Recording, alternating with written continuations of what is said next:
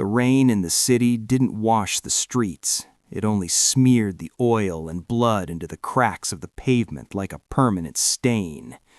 For Henry, standing in the shadow of a rusted fire escape at 22, the grime felt less like filth and more like a second skin. He was an associate, the invisible ghost of the organization, a man who existed only to carry envelopes of dirty cash and heavy secrets to men who didn't bother to learn his name. While the street bosses bragged under neon lights, Henry stayed in the damp basements, cleaning the messes others were too soft to touch. Every body he buried and every floor he scrubbed taught him the fragility of those who thought they were gods. He wasn't just working, he was dissecting the empire he meant to consume, piece by agonizing piece. Henry never wanted the flash of the gold or the hollow praise of the social clubs. He wanted the suffocating silence that fills a room when a predator walks in. For years, he was the ghost everyone ignored, the one who held the door and took the coats. He didn't want a seat at the table. He wanted to own the mahogany it was carved from and the floor it stood upon. This was the heavy price of being invisible. You see everything, while others see nothing. He watched the dons grow fat and careless, their empires held together by the very invisible men they stepped over. Henry was the rot beneath the floorboards, patiently waiting for the wood to weaken. The transition to soldier was not marked by a celebration, but by a cold silence in a back alley that smelled of wet brick and old exhaust. To be made required a sacrifice of the self.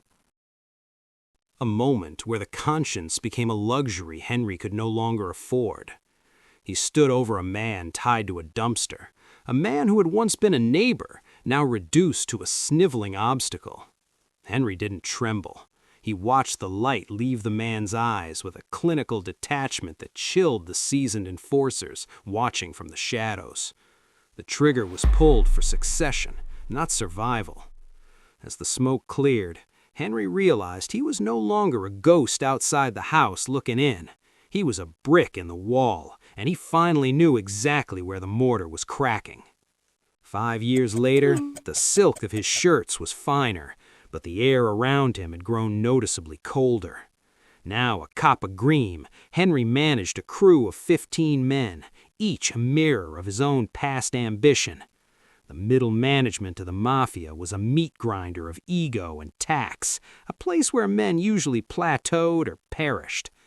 Above him sat the underboss, Moretti, a man who stayed powerful by keeping his captains small and starving. Moretti took 60% of the dock profits and laughed about the tribute, unaware that Henry was utilizing cold logic over lead.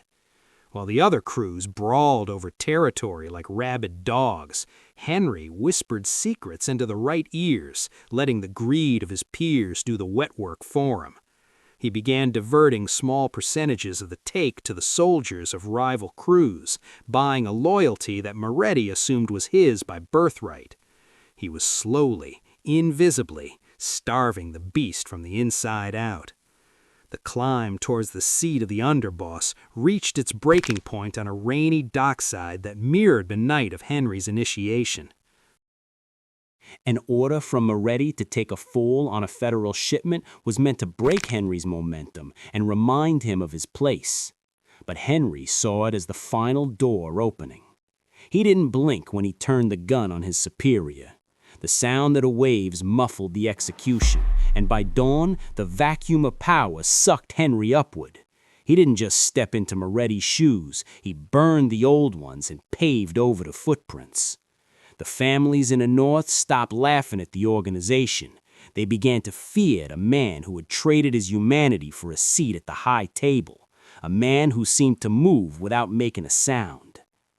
The final ascent to boss required the betrayal of the only father Henry had ever known, Don Salvatore. The Don was a relic of a different era, an old lion sitting in a fortress of mahogany and shadows, surrounded by memories of 1970's glory. Henry visited him every Sunday, watching the old man's hands shake as he poured scotch, realizing that Salvatore's security was now bought by a better offer, Henry's offer. The future arrived with the chilling calm of inevitability. There was no war, no grand shootout in the streets, no dramatic betrayal at a funeral. Henry simply walked into the Don's study, and the personal bodyguards, men who had served Salvatore for decades, silently stepped aside. They didn't look at the old man, they looked at the new one. The crown didn't change hands through a vote or a ceremony. It was taken from a man who had grown too tired to hold it by a man who had never known what it felt like to be tired. Now Henry sits as the capo di tutti capi, the boss of all bosses.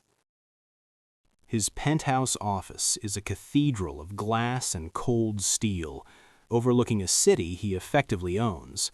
From this height, the people below look like the ghosts he used to be, scurrying in the rain, hoping for a scrap of the world he now commands.